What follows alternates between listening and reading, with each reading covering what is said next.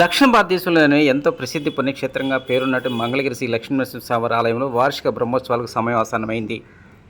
ఎల్లుండు స్వామివారి పెళ్లి కుమారుడు దగ్గర నుంచి ప్రారంభమయ్యేటువంటి కార్యక్రమం 13వ తేదీ రాత్రి శ్రీవారి కళ్యాణోత్సవం, అదేవిధంగా 14వ తారీఖు మధ్యాహ్నం దివ్య రథోత్సవ కార్యక్రమం ఎంతో ఘనంగా నిర్వహించున్నారు. దీనికి సంబంధించి ఇప్పటికే ఏర్పాట్లు చేస్తూ ఉన్నారు.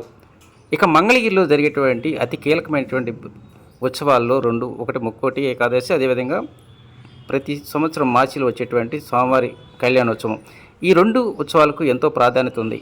ఇదే సమయంలో మంగళగిరి తిరునాళ్ళంటే అందరికీ గుర్తొచ్చేది ఎంతో విశిష్టత కలిగినటువంటి దివ్య రథోత్సవం. ఈ దివ్య రథోత్సవానికి ఎంతో విశిష్టత అంటున్నారు పండితులు. దాదాపు 45 అడుగులు ఎత్తు, అదేవిధంగా 45 టన్నులు బరువు కలిగినటువంటి అతిపెద్ద రథోత్సవం అనేటువంటిది ఎంతో కసరత్తు కావాలి. దీనికి సప్తాలు వేయటం కూడా ఎంతో నైపుణ్యం కలిగినటువంటి వారితో ప్రతి సంవత్సరం సప్తాలు కార్యక్రమం నిర్వహిస్తూ ఉంటారు. శ్రీ లక్ష్మీనరసింహస్వామి ఆలయం దగ్గర నుంచి మెది సెంటర్ వరకు కొన్ని చోట్ల కేవలం 15 అడుగుల వెడల్పు రోడ్డు మాత్రమే ఉంటుంది. ఆ రోడ్డు మీద 12 అడుగులు వెడల్పు కలిగినటువంటి ఈ దివ్య రథోత్సవ కార్యక్రమం నిర్వహించడం నిజంగా స్వామివారి యొక్క మహిమ అని చెప్పుకోవచ్చు. ఈ సంవత్సరం కూడా ఎలాంటి ఇబ్బందులు లేకుండా ఈ రథోత్సవ కార్యక్రమానికి ముందస్తుగా అన్ని రకాలైనటువంటి మెయింటెనెన్స్ కార్యక్రమాన్ని ఆలయ అధికారులు ఇప్పటికే మొదలుపెట్టారు.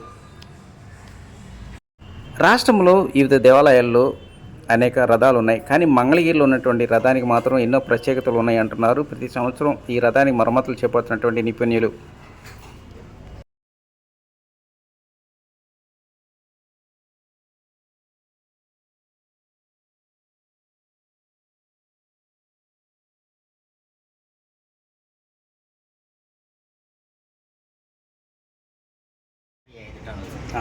ఒక్కొక్కటి 2 టన్నుల చక్రం. ఓకే, 45 టన్నులు ఉంటుంది. 45 టన్నులు. ఓకే, హైట్ వచ్చేసి 43 అడుగులు. శిఖరం పెట్టకుండా కానీ శిఖరం పెడితే ఇంకో 3 అడుగులు పెరుగుతుంది. ఓకే, ఈ మన రథానికి ఉన్న గొప్పతనం గతంలో కూడా చెప్పారు చాలామంది. ఎంత వేగంగా వెళ్ళినా కూడా కరెక్ట్గా అంచుని కూడా పక్క జరగకుండా చాలా నేగ్గా వెళ్ళి వస్తుంది అంటారు. వెయిట్ ఎక్కువ అండి రథం. అన్ని రథాలు ఏమో వెయిట్ లెస్ మీద ఫాస్ట్గా ఎటు పడితే అటు వెళ్తుంటాయి. ఇది వెయిట్ ఎక్కువ ఉండటం వల్ల స్మూత్గా వెళ్తుంది రథం. అదొకటి మధ్యలో చక్రాలు ఉండటం వల్ల ఒక చక్రం ఎక్కడన్నా డౌన్లో పడ్డా కానీ ఆ చక్రం మోపయ్యి మన రథం దెబ్బతినకుండా ఉంటుంది. అంటే మన రథానికి అయినా మధ్యలో ఉంటాయి, మిగతా అన్నిటికి కూడా ఉంటాయండి. తక్కువ లేరుగా ఒక ఆగిరిపల్లి ఒకటి ఉన్నాయి. ఈ దగ్గర చుట్టుపక్కల ఉంటే ఒక చక్రం ఉంటుంది. ఇక్కడ కొలకలూరులో చోట ఉన్నాయి చక్రం. అంతేగాని ఇట్లా 2 చక్రాలు ఇంత హెవీగా ఉన్నది మన గుంటూరు కృష్ణా జిల్లాల్లో ఇదే. Very good. అమరావతికి కూడా లేదండి? అమరావతి కూడా దీని అంత హెవీ కాదు. అమరావతి కన్నా ఇది హెవీ. ఇది సుమారు 200 సంవత్సరాల దగ్గర క్రితం రథం ఇది. అంటే ఇప్పుడు మీరంటే మధ్యలో చక్రాలు ఉండడం వల్ల ఈ రథానికి లైఫ్ ఉంటుంది.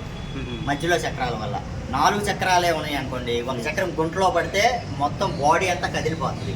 అదే ఇది మధ్యలో చక్రం ఉండటం వల్ల కింద నేల మీద మోపైపోయి ఆ చక్రం తేలిపోద్ది అనమాట. 10 టైర్ బండి కనుక మనకి లారీలు కనుక ఒక చక్రం గుంటలో పడ్డా కానీ మిగతా చక్రాలు కనుక ఎలా మోపుంటాయో అట్లాగే మధ్యలో ఉన్న చక్రాలు మోపయ్యి పైన కోసాలు ఇవన్నీ ఇరక్కుండగా ఎక్కువ కాలం ఉంటుంది అనమాట రథం. అంటే మన రథానికి ప్రత్యేకత అదంట. ప్రత్యేకత అది. అదే కాకుండా ఈ బాడీ హెవీ బాడీ అనమాట. ఇది బాగా వెయిట్ ఎక్కువ ఈ బాడీ. మిగతా రథాలు ఉన్నాయి కానీ వెయిట్ లెస్ మీద ఫాస్ట్గా వెళ్ళిపోతుంది. ఇది వెయిట్ ఎక్కువ ఉండటం వల్ల స్లోగా వెళ్తుంది రథం. అంటే వెళ్ళేటప్పుడు ఒక గజవాహనం అది ఏనుగు లాగా వెళ్తుంది అంటారు. అంతే, కరెక్టేనది? కరెక్టే. ఏనుగు వెళ్ళినట్టుగా అట్లా హంస వెళ్ళినట్టుగా అవుతుంది అనుకోండి చక్కగా. ఎక్కడన్నా డ్యామేజ్ వచ్చిన చోట ఆ డ్యామేజ్ ఇది తీసేసి మళ్ళీ ఫ్రెష్గా కొట్టుకొత్తది వేస్తాం అదే ప్లేస్లో. అంటే ఇప్పుడు గానుకు సంబంధించి ఏదన్నా ఉంటే దాన్ని తీసి సైడ్లు చేస్తారా? గానుకే కాదు, లోపల బాడీలో కూడా తేడా వస్తే మొత్తం తీసి సరి చేస్తూ ఉంటాం. పైన పుట్టలో కానీ ఎక్కడ తేడా వస్తే అక్కడ తీసేసి మళ్ళీ కొత్తది వేస్తూ ఉంటాం. అంటే ఒకసారి రథం వెళ్ళి వస్తే మళ్ళీ ఆటోమేటిక్గా సరిగా చేయాల్సిందే. కొత్త రథం అయినా సరే మళ్ళీ బోల్ట్ ఫిట్టింగ్ అయినా చేయాల్సిందే. అంటే వైబ్రేషన్ కదులుతూ ఉంటాయి. వైబ్రేషన్ కదులుతుంటాయి. కొత్త రథం అయినా మీరు రథం మొదలయ్యటానికి ముందు ఏమేం చేస్తారు మీరు? వీటికి ఎక్కడైనా మొత్తం బోల్ట్లు ఉంటాయి కదండి, బోల్ట్లు మొత్తం టైట్ చేస్తాము. అది కాకుండా డ్యామేజెస్ వస్తుంటాయి కంపల్సరీగా. రథం వెళ్ళొచ్చిందంటే చక్రాలకు డ్యామేజ్లు వస్తూ ఉంటాయి. ఆ డ్యామేజ్లు అన్నీ పూడ్చుకోవడం, మళ్ళీ దానికి శుభ్రంగా ఫ్రెష్ చేస్తాం. అసలు ఈ రథం కానీ షింక్ అవుతుంది.